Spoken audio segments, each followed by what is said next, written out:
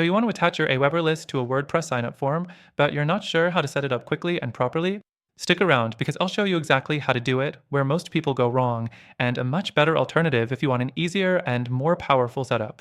First, let's connect AWeber to WordPress.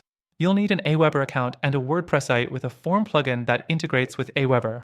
The easiest way is using AWeber's WordPress plugin, which lets you add sign-up forms directly, but it's pretty basic. Next, if you want more customization, use a form builder like WP Forms, Elementor Forms, or Fluent Forms.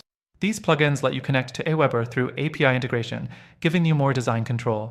You just go into the settings, choose AWeber as your integration, login, and select your AWeber list. This means every subscriber from your WordPress form will automatically go to your AWeber email list. Now, the big issue with AWeber on WordPress?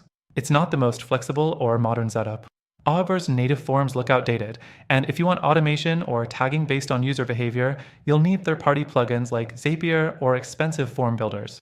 That's where things start getting complicated and costly. If you're serious about better email automation, tracking, and higher conversions, there are much better options than AWeber for WordPress forms. Some services like ConvertKit, GetResponse, or ActiveCampaign have built an automation that's way more advanced while keeping everything simple. Now, if you're looking for an easier and more powerful way to manage your email list from WordPress, we've secured an exclusive extended free trial to the best alternative for email marketing, plus a few extra options that do a much better job for the goal you're trying to achieve. The links are in the description, so check them out before they expire.